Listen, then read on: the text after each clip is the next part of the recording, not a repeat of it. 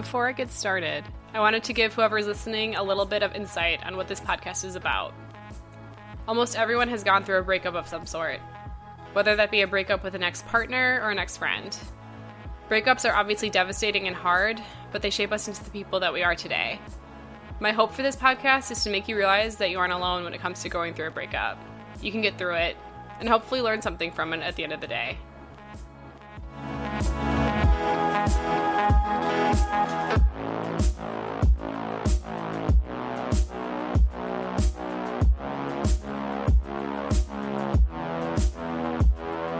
This is Obliterate Podcast. I'm your host, Christine Nikolic.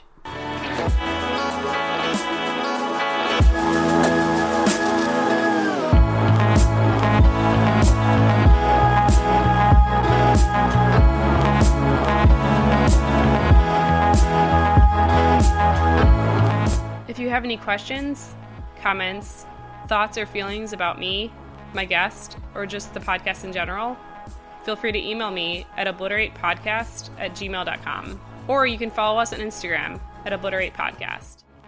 My guest today is my best friend's father, Tony. He's a Chicago native who owns his own software company. In this episode, Tony talks about his ex-boss, John Wayne Gacy. Yes, that John Wayne Gacy, and how he escaped being murdered by him not once, but twice.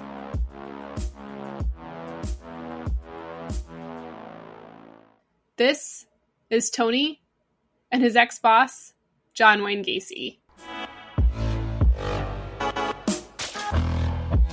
How's it going? It's going well. How about you? I'm doing well, thanks. I know you because you're my best friend's father. This is the first time I've interviewed a friend's father, and I'm really excited to talk to you. Well, good. I'm excited to talk as well. So tell me a little about yourself just in general, like where you're from, what do you do for a living, all that stuff. I was born in Chicago and lived there and went to grade school and high school there, Gordon Tech High School, and then I went to the University of Illinois for both undergrad and graduate school. And then I moved out to the suburbs and live there, and I'm a software engineer, and I have a small software company. Okay, awesome. And are you still enjoying what you do for a living?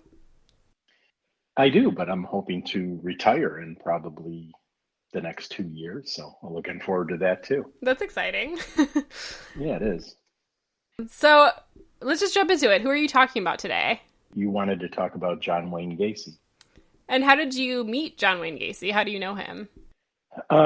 He was some way loosely in a friendship circle that included my parents. And I was a 15, 16-year-old teenager, and I was looking to make money. And he helped us do a little remodeling on the apartment we were in. And then he saw that I was, knew my way around a hammer and some basic tools, and he asked me if I wanted a job. And did he have a lot of employees, or were you like the only person helping him at the time? I had several employees, 2 or 3, like me, all young guys willing to work for, not a lot of money, but. What was he like when you worked with him? Well, understanding that he's probably someone that, including myself, is totally disgusted by and hated. But in actuality, one of the reasons he was successful at what he did, both in business and in crime, was that he was personable. He was well liked. He was, and how often you have a boss like this? He would be, sometimes it'd be hot in the day and we'd be doing some kind of outside work, and it'd be maybe me and another guy and John. And he'd say, you know what, maybe it's 3:30 in the afternoon. He'd say, you know what, let's knock off and go get a cold soda or something like that. We've done enough for the day or something, it's just kind of unheard of. He was a personable guy, and, he'd buy you a hot dog and stuff like that. I mean, his outward appearance in a public appearance was was friendly and nice, and people liked him. That's why he got along with everyone. That's why it was so hard to believe what he truly was doing. That's super interesting that he was so personable and just sounded nice and like was very good at hiding what he was doing, which is crazy. But I guess that is kind of how sociopaths are. I've heard. That's right, and that's why you can. That's the only way you can get along with something for this hideous for that long is it has to be so almost so unbelievable that it would you would do it. That's true. How long did you work with him? I want to say roughly a year, maybe a little longer than that, year and a half, maybe. And did you know his family and all that, or did you just know Oh, him? absolutely. Absolutely. I mean, I knew his wife. I knew his two stepdaughters. I mean, I knew them well. What were they like? Normal people, just normal. Just seemed like a normal family. They did. They did. I mean, the one thing you would say about John is that he was a workaholic. I mean, if anything, if you were going to condemn his family life, it would have probably been that he wasn't, there for them a lot. He was always working or doing whatever he was doing, but he probably, they were kind of like in retrospect, you can kind of say they were his cover. And also, just to put it into context, remember he 33 boys he murdered. And just want to say that I was would have been in the very beginning of that, let's say the first 5, a lot of this activity. And once he was divorced from Carol, and didn't have to, put up that kind of facade anymore, his illicit activities, his criminal and homicidal activities probably were able to increase. But that's another question people ask me. They're like, you didn't know? And I'm like, well, not only me as his employee didn't know, I mean, his wife and stepdaughters that lived with him didn't know, So, Yeah. So, And were all of his employees young guys like you? Or did he have a couple people his age too? nope, it was all young boys. And there weren't a lot, 2 or 3. I worked with a lot at the same time as John Bukovich, and that's a name, and he was one of the victims. And so John Bukovich, and there was this other Hispanic guy whose name I've forgotten. There was like the 3 of us that were working, and we might or might not work together if there was some job, like let's say it was painting somebody's deck or staining someone's deck. So we didn't always work together on a day-to-day basis. We would, it's whatever required. But I definitely worked with John Bukovich. Yeah, I was going to ask if you knew any of the victims. Well, I knew 2 of them for sure. So. And did you know them well? Yeah, John Bukovich and I would. Both of those guys were older than I was at the time. And yeah, we'd sometimes hang out a little bit after we were done working, So, I mean, they weren't like super close friends, but it's like people you work with. And was his family also friends with John Wayne Gacy's family, or was he just... No, okay. Not that I know of. Not that I know of. Do you think that's one of the reasons why you didn't get hurt? Is because of your family? No. No, he had every intention of me ending up dead as well. Can you explain that a little bit? Well, he tried to kill me twice. Oh my gosh. And yeah, so out of probably a little bit of skill and a lot larger dose of luck, it didn't work. So do you want me do you know anything about those, or you want to ask questions? Yeah, I don't know anything about any of this. I didn't know that you were on the... Yeah, please go ahead and talk about it. Well, the first incident, and let me preface this by saying, John would always talk to you about, like, he liked to give people tests, and he especially liked to give his employees tests, or at least that's what he told you. And he says, I'm trusting you with a lot of equipment on a job and my reputation. I have to know, what kind of person you are and stuff like that. So he would write things off as giving you a test, or sometimes he would try to quote mind fuck you. So one time he was also involved politically. So he would do things, and I was kind of wanted to work extra and make more money and stuff like that. So was working with him in the evening in the summer, and we had to prepare the Democratic precinct headquarters for they were having a precinct meeting the following day or evening. So, we had to clean the place up, mop the floor, set up all the folding chairs for, like 100 folding chairs and things like that. So, we were done working for the days. Like, if you want to still keep on the clock, I have to go do this and you can help. So we were doing that, and we mopped the floor. And you remember in grade school, or at least when I was in grade school, those super big, heavy, almost iron folding chairs. Well, those are the kinds we were setting up. And all of a sudden, he said, "Hey, let's have a drink," even though I was probably too young to be drinking. So he says, "I know where they stash their booze." So we had a shot or two of some kind of whiskey or something. And they said, "Okay, well, you got to get to work." So and he was talking to me during the time. I think he was even telling me about, these tests he gives people. And during this conversation, so we go about and we're mopping the floors. We maybe been there for about another, hour or so. And I'm setting up these folding chairs. They have a big cart with all of these on there, and the lights go out in the place.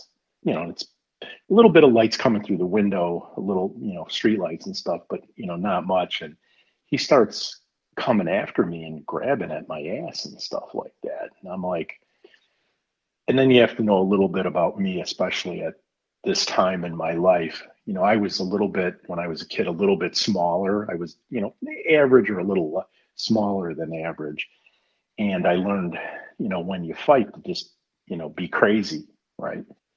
And crazy was a good, you either had skills or you were crazy. So luckily I was on the wrestling team, so I had skills and I was crazy. So he started grabbing at me and stuff like this. And I moved away, and, he did it again. And I just picked up one of these folding chairs, turned around and just bludgeoned him with it, hit him to the floor in these big, heavy folding chairs. And I just hit him a bunch of times with that. And as he was getting up from the ground, from the floor, I remember one thing that he said. He goes, "You never even asked me to stop." And that goes to my, at that time in my life, it's, shoot first, ask questions later kind of thing. And, this was aggravating me, and he continued to do it and continued to do it. And I snapped, and that was that. But, obviously he wrote it off as he was trying to see if I was maybe, a closet homosexual or something, and, how I would react to him, grabbing me and things like that. That's what he said to you? Yeah, that's what he'd do. He'd write it off as a test. Oh my gosh. So so what happened next? Now and this is the, are you sitting down for this? So after that happened, he said, "All right," he goes, let's go out and get a hot dog or something." He had this favorite hot dog place on Grand Avenue in Chicago, and we were in Norwich Park. So we drove down there just to get a hot dog because it was the best hot dog in the city, and he didn't care if you have to drive half an hour to go get a good hot dog. So we did that, and believe it or not, because we were working early the next day, I actually slept at his house, and the wife and kids were out of town, so it was just me and him, and I slept in his daughter's room, and nothing happened. I mean, oh my God, I think about that now, and that's like,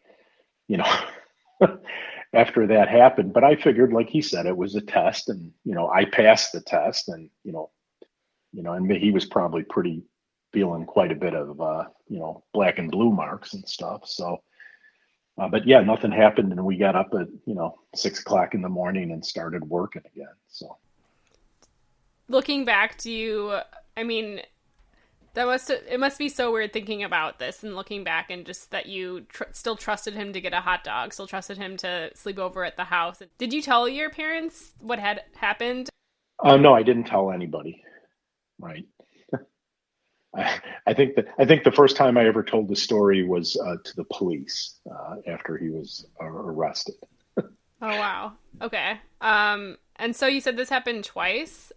Did you kind of continue working with him for a little bit after that? And then what was the second incident? Do you mind getting into that?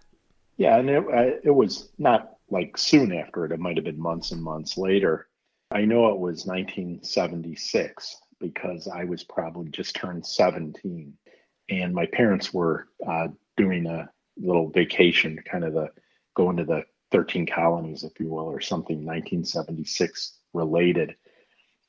And I was 17 and old enough to stay home by myself, which I kind of was looking forward to. And, for a couple of weeks and working and, of course, having the house to myself at 17, I'm sure I was into some mischief too. But what had happened is we weren't supposed to wear gym shoes to work. And of course, I wore gym shoes to work, and we were doing something where we were around, construction site, and I stepped on a board that had a nail sticking out of it, and I got a nail that went through my foot. So John took me to the urgent care kind of place, and I got a tetanus shot, and of course, got drove home, and so he came over later that night. I want to say about 10 o'clock at night to the apartment I lived in Chicago, and under the guise of just telling me that he wanted to check on me, see how I was doing, blah blah blah.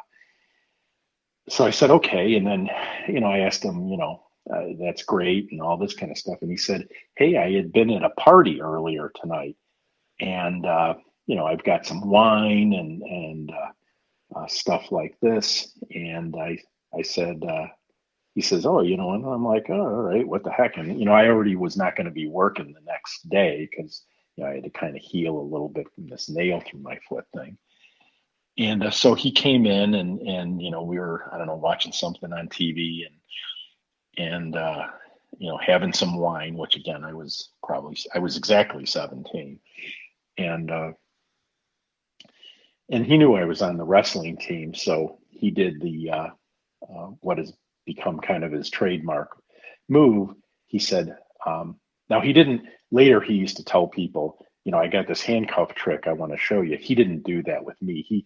He said, I was on the wrestling team, and he always used to kind of razz me and goat me a little bit. Come on, tough wrestler guy. I mean, here's a guy that's bigger than me, heavier than me, and stronger than me. Yeah. So anyway, we start wrestling around in the living room of the apartment, and all of a sudden, on my left wrist, handcuff is on it. Oh my gosh. And I'm like, okay. So I start flailing my right arm around so that he can't get it, But eventually, he kind of got it. But I'm fighting. I'm pretty strong, and anyway, but he does get the handcuff on me, and he knocks me to the floor, and I'm laying on my back with my hands handcuffed behind me. And try that sometimes. That's pretty painful. That sounds painful. Yeah. And he undoes my belt and he pulls down my pants to my knees. And not my underwear, just my pants. And then he leaves. He leaves the room. Now, I'm like, okay, this is some kind of test, or it's a little weirder than I want. But again, I'm the important thing I want to say here is I wasn't afraid for my life, even though I certainly should have been. But anyway, because I fought so hard with the handcuff on my right wrist, I was pulling it. It was behind my back, and I realized it wasn't on super tight. Um, and if I pulled with all of my might, I could pull my hand through the handcuff. And of course, I scraped up my knuckles. I just, tore the skin all to hell. But I did that. I got out of the handcuff. And here's the key thing: I kept my right hand still underneath me like I was handcuffed, even though I wasn't. That's so smart. Right. And he came back into the room. The police speculated he went into the other room to look for like an electrical cord or something he could choke me with. Any event, and I don't know if he had anything when he came back out of the other room because I couldn't see what he was doing. Anyway, and I was the wrestler, so when he got in right in the perfect position for me, I jumped up and hit him with a beautiful double leg takedown and took him right down to the floor on his belly, and I was behind him. And one thing I learned in wrestling is, where the head goes, the body goes. So I kept all my pressure on his neck and smashed his face into the carpeting, and held it down with all my weight. I reached into his pocket and I got the key to the handcuffs, and I unhandcuffed my left wrist, and then I handcuffed him. Oh my gosh, this is amazing. So I had him laying on his belly with his hands handcuffed behind him. He was he was freaked. And then he said this quote, which I said in the trial. He goes, and I quote, "You're the only one that not only got out of the handcuffs, you got them on me." End of quote. Oh my And gosh. so now I was a little freaked out. Like, what do I do with this guy? I got this, 240 pound guy handcuffed on me. So I just let him sit for a while. I just said, kind of diffuse the situation. And I told him, I go, I'll unhandcuff, because guess what? When you're handcuffed behind your back, laying on your stomach, you can't do nothing. You are demobilized. So so I just let him sit there for a while and kind of, chill out. And I said, you know what? I'm going to unhandcuff you, but I want your ass to leave immediately. So after, I thought it was calm enough. And like I say, he was kind of freaked out. This one completely different than he thought it would be. So I unhandcuffed him and he left, and there was no other incident. The even weirder thing is I worked for him for probably 6 more months, but now summer was over, or after the end of the summer. There were no further incidents. I mean, maybe this is a little bit presumptuous, but I think, the two times he tried with me, it did not work out. So I think he just kind of said, you know what, there's a little bit easier targets than Tony. Since you were able to get him off both times, you probably just had the confidence to where you weren't even like freaked out, it sounds like. Here's the actual survival thing. I didn't panic. When I was on the floor handcuffed behind my wrist. I mean, I actually remember thinking, I'm like, how can I freak this dude out? I'm like, I'll get out of the handcuffs and handcuff him. I mean, I thought that's how much of a game this was. I did not realize I was playing for my life. My complete obliviousness to the danger I was in is what actually saved me. Not that you should be oblivious when you're in danger, but in my case, it kind of worked out. So. When you worked for him those 6 months later, were you still doing things like getting hot dogs with him? And was it just like normal work? Well, now it was, like I say, it was after the end of the summer. Um, I started working, less like on weekend. I mean, it wasn't like it was kind of a summer job. I was still in high school, right? So, but I do remember why I quit. It was the day of my junior prom, and there was the Polish national parade in downtown Chicago, and he was the what'd you call him, the organized the parade. He was the grand marshal or something like that. So he's like, hey, do you want to do this? It's early in the morning. We got to get the floats all in the right order and stuff like that. So I had walkie talkies. We had a lot of responsibility. And so I did, and we did all that, and the parade went off great, blah, blah, blah. And what it came to me, I'm like, I go, you owe me for, X number of hours that I worked, last Saturday.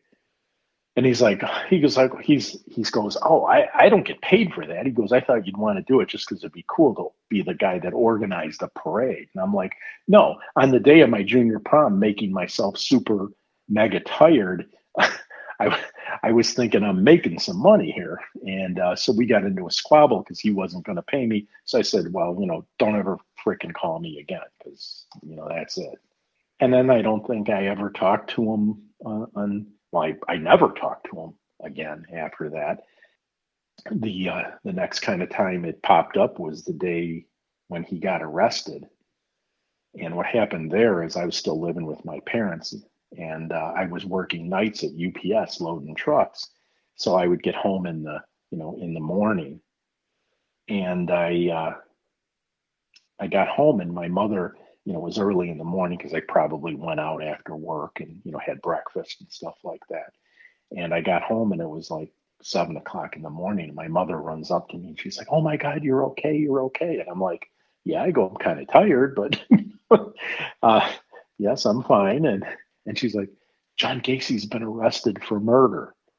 And I thought about that for a couple seconds. And I said, oh, he probably gotten into a bar fight and, it turned into manslaughter or something. I wouldn't think anything about it. I said, I'm going to bed because, I work nights. So I'd kind of sleep in the day.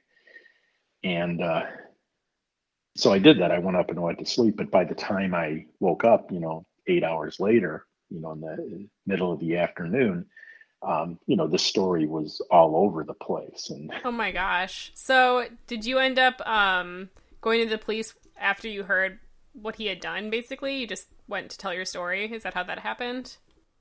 it was a few days after the story, or he was first arrested.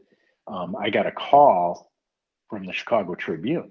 They said they had gotten a hold of some records of him writing checks to people that work for him, and they found me and they called me and they're like, oh my God, we want to interview you.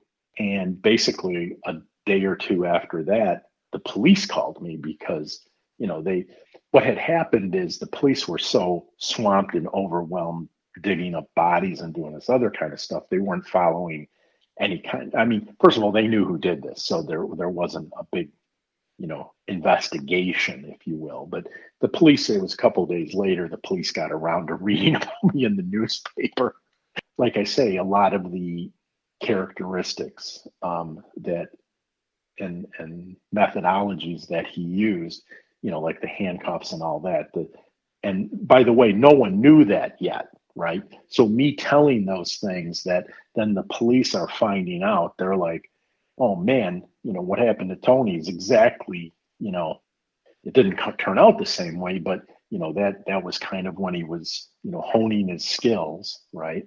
Yeah. So you remember I fought the handcuffs and it didn't work a little bit because of, my skills and strength, but that's why he did later. He would just try, let me show you a trick with handcuffs. And they weren't trick handcuffs. They were frickin' police handcuffs. There was no, he would tell you that he would, and you know what he used to say, and I've read about this like everyone else. he would say, "I'll show you a trick of how to get out of the handcuffs."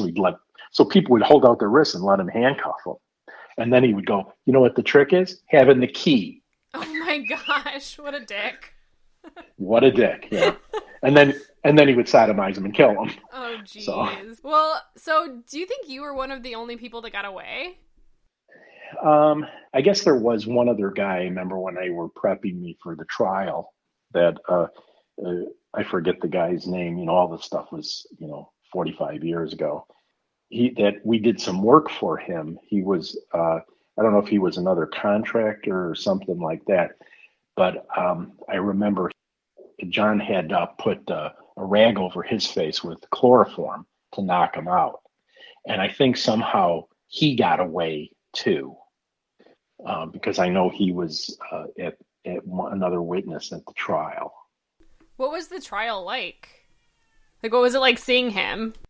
It was weird. I mean, the first thing that you need to know. This, of course, was an ultra high profile case. I mean, this was, the top story coast to coast on the evening news every night. So it was, I had trucks parked out by my house, wanting to get an interview and all this other kind of stuff. The police really, I was obviously a prosecution witness, right? So they really prepare you. I had to come in and get interrogated, and then a couple of months later get interrogated again, and they try to break you, and they try to, do everything to prepare you so when you get on the stand, you don't freak out. And they just tell you to tell your story, like kind of like we're doing now. But first of all, when you're a witness, you answer questions yes or no, and that's about it. You don't elaborate. We're elaborating like crazy, obviously, but I was really happy that you know, um, I was a prosecution witness, so the prosecution attorney questioned me first, and I answered all those questions, and then of course the defense attorney gets to cross-examine me, and I was like braced for this to be bad, and he asked me about, I don't know how many questions, but less than I thought, and they were really pretty easy. He goes, on the night of such and such, were you blah blah blah? Did this happen? I'm like, yes, that's exactly how it happened. Or I'd say no, it was a little more like this. I mean, it was just really pretty easy answers, and he didn't try to attack me personally at all. I was very thankful for that. So the only time John sat in his chair, which was not in front of me, I was on the stand to the right of the judge. Right in front of me was the table with the prosecution attorneys. So John just sat at his table and stared straight forward. He didn't look over, and I wasn't really like looking at him. But I remember when I said the quote that I told you earlier, when I said, not only did I get out of the handcuffs, not only did you get out of the handcuffs, but you got them on me, the quote that John himself said, he did look over at me when I said that. And the courtroom went crazy. That was one of those, bang, bang, bang, order in the court kind of things when I said it. And then after you're as a witness too, you don't sit in the courtroom, right? They bring you in from the back. You do your testimony, and then they take you out the back, and you don't hear any of the other proceedings. So the only part of the trial that I knew was the 10 or 15 minutes that I was in there. Were you kind of the star witness? For potential victims, probably, yeah. Wow. Yeah, there was a lot of media stuff around me, and it was not only a hideous crime; it was a a sexual crime. It's not like I avoided talking about it, but I never went out of my way to talk about it. I mean, if you probably get 10 of my friends in a room right now, I'll bet you 8 or 9 of them don't even know this happened. It's just not something I wanted to be known for, right? I mean, even though I was in some ways victorious, if you will, it's not something I wanted notoriety for. It's not something I wanted fame for. And, but on the same token, I'm not afraid to talk. I'm talking to you, right? Are there any questions that you hate answering when people find out about this? No, because I don't really have anything to, I'm not ashamed of anything in there. I have nothing to hide. I mean, there were ridiculous things that people, it kind of, it's hard when you know the truth to hear these things, because people just get so misled. Like, for example, there were things like, oh, he would cut off all the boys' penises. I mean, he had them in jars in formaldehyde in his refrigerator. And that's not true, right? I was in that refrigerator when we were working in his house. He always had Kool-Aid. He was too cheap to give us soda pop. So, if we were thirsty, we could just go into his kitchen, go into his refrigerator, and there was always a big, gallon thing of Kool-Aid. We could have Kool-Aid, right? So I was in that refrigerator all the time. Guess what? No penises. So. Do you feel like after this happened, after you found out everything, were you more cautious about people you worked with or friendships you had, just knowing that you knew someone that was so deceitful? Well, I definitely, you got to remember too, think about yourself, and wasn't that long ago for you. remember a lot of these incidents happened to me when I was 16 or 17 in that kind of time frame. And the story broke when I was in my, 20, 22, 23 age, right? You know how different a 17 and a 23-year-old are. I mean, it's like there's a lot of growing up in there. And I mean, I think the natural becoming an adult, if you will, happens. You become more aware of your own mortality, and that people will, you've been experiencing more things, like people will cheat you, or so I don't know if my being more cautious. But remember, I didn't even know there John did anything bad until I was, in my 20s, right? People ask me that. Well, that's another popular question. They say, did you freak out or anything like that? And I'm like, well, between the incidents that happened to me and when, he was arrested for murder, I mean, 5 years passed. So, yes, I was, if someone tells you, if I told you, Christine, I said, hey, 4 years ago, you came over our house and you were super in danger or something, you wouldn't be like freaked out about it now because it was already so long ago. That's You know, true. That's very you true. know, I mean, I think that's so great that you have that like outlook though, and that it didn't traumatize you, and you didn't have to like get intense counseling after it, or it wasn't something that like affected your life. Because I feel like a lot of people that I've told about that I'm talking to you have asked that, have been like, did he have to go to counseling? Like, what, like, did he feel unsafe after knowing a serial killer? And it sounds like you didn't. no, because again, it wasn't somebody that was super close to me, and I mean, I'm don't get me wrong, I'm thankful for that I got out of these situations, as well as I did, and I'm glad I was even, able to help at being a witness at the trial and everything else. Although, I mean, I don't think that anyone ever figured the trial was going anywhere but guilty. Um, but yeah, no, it didn't really. And that is a question I get a lot too. Did it impact your life? And I don't think it did impact my life. I mean, I think I was, pretty good person before, and stayed that way. And, it didn't derail me. I guess if you did see him again, I know that he's dead, but if you did see him again, what would you say to him, if anything? What would anyone say to him? I don't know. I mean, why did you do it? I mean, he was sick. I mean, here's another thing that people don't know. He was, before he even moved to the Chicago area. I know he's from the Chicago area, but he was imprisoned in Iowa for sodomy, for having, for having sex with a young boy, and he served time in prison. I mean, so this is, a pattern with him. And people say, why do you think he did this? Well, I think he had this sexual fetish, and now he still had that fetish and still needed to do that. But he figured now he couldn't risk getting caught. His only way out of that was to silence them, which is even a more hideous crime. I wonder if he would have stopped at some point if he would have just gotten away with it. Because he killed so many people. It's true. I don't know.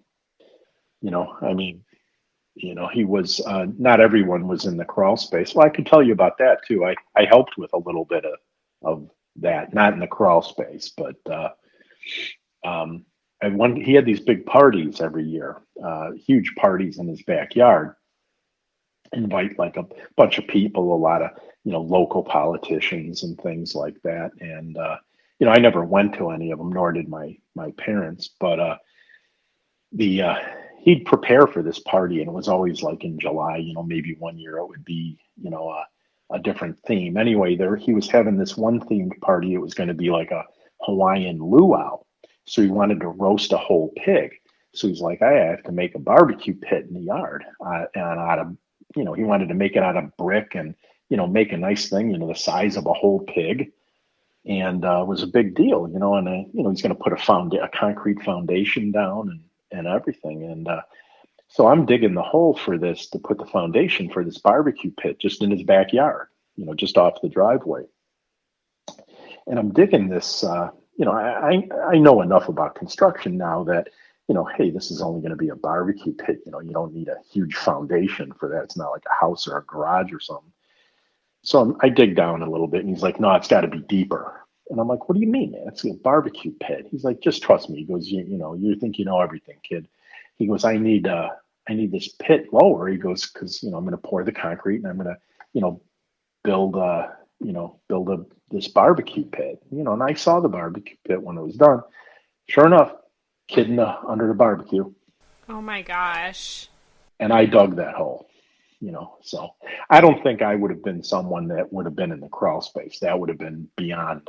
I think that would have alerted me, but and I did think it was weird. You asked about some weird things. I'm like, why did he need a 3 foot deep foundation on a barbecue pit that's only 3 feet above ground? That's so eerie. Oh my gosh. It must be so weird thinking about that stuff, like just thinking back about all the little signs. Like, are there any other ones that you can think of? Yeah, and it involves John Bukovich. Now, granted, his garage was always filled with construction materials, cement and lime, and that helped out too because he packed all the bodies in lime, right? And you use lime when you make concrete, right? So, lime and Portland cement and gravel and stuff like that. So, anyway, his garage was, mostly construction stuff, but then it had a separate room on the back of the garage with just a doorway, and it wasn't, it was only a few feet wide, maybe 4 or 5 feet wide. And it was all cabinets and stuff for tools and stuff back there. And I went back in there one day, and the floor in this little back room of the garage had new concrete poured, a big concrete patch. And I remember asking him, I go, John, what'd you do to the garage floor here? That he goes, oh, it was all cracked. He goes, I had to patch it. And I'm looking at the floor, and I'm remembering it from, the last time I was in it was a few days earlier. I'm like, that garage floor, I mean, it might have had a crack here or there, but it wasn't like it needed to be dug up and replaced. And I just thought it was really weird that he had this big patched area in the garage, in the back room of the garage. And it was really, really tight in there. I mean, he was a, kind of overweight guy. It would have been hard as hell to do that. Anyway, John Bukovich was in that hole. You said you were sort of good friends with John Bukovich, right? Or were you guys just acquaintances as well? Work acquaintances. We weren't good friends. I mean, we might have hung out and got a cheeseburger after work or something and chatted for a little while and talked mostly about our cars. But you wouldn't have noticed when he went missing? Like, it wouldn't have been like Oh, no, I totally noticed when he went missing. I totally, and remember I said the other guy we worked with was Hispanic? Yeah. And I guess he was actually Puerto Rican. And so I'm like, hey, where's we used to call John Bukovich Little John because John Gacy was John. And I'm like, where the hell's Little John? Because, we had been working on something, and, I thought we were going to go back. It was the following week. We were going to go back and finish. I think we were building a deck or something.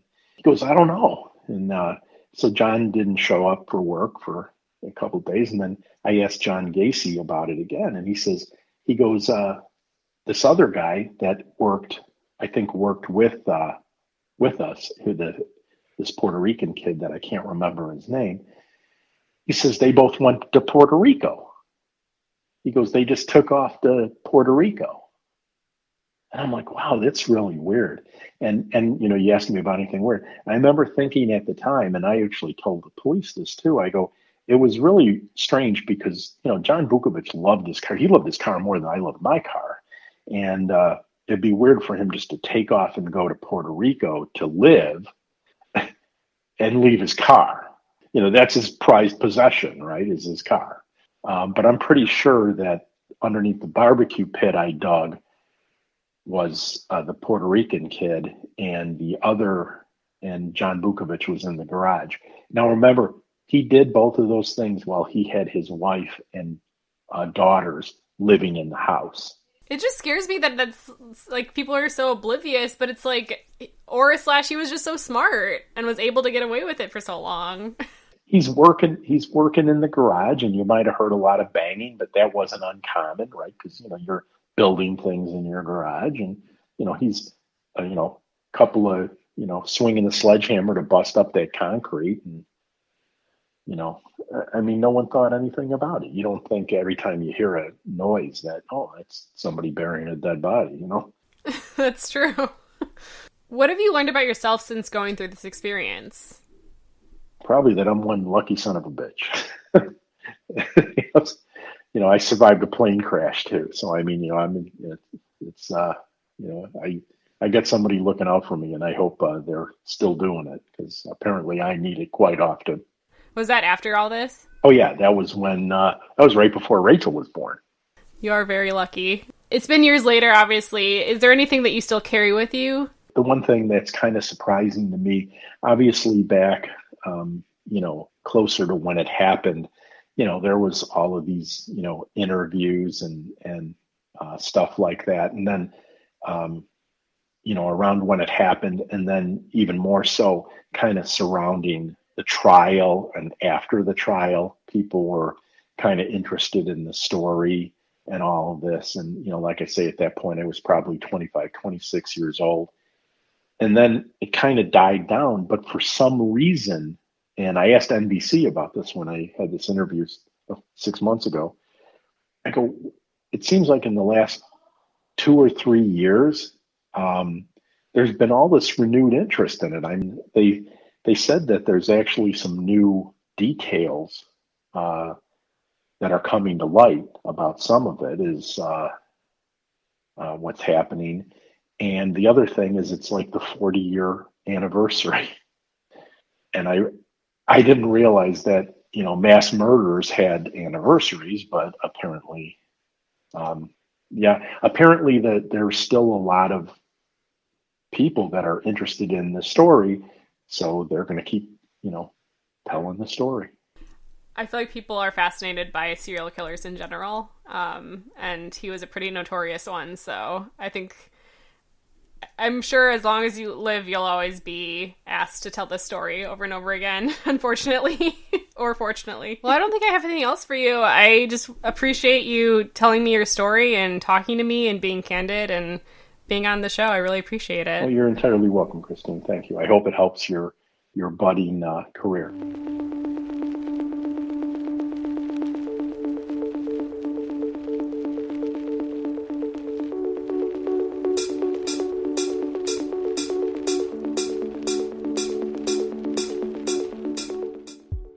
I honestly don't have a takeaway from this episode, other than I hope you're never put into a situation where you're almost murdered by your boss, who happened to be a serial killer.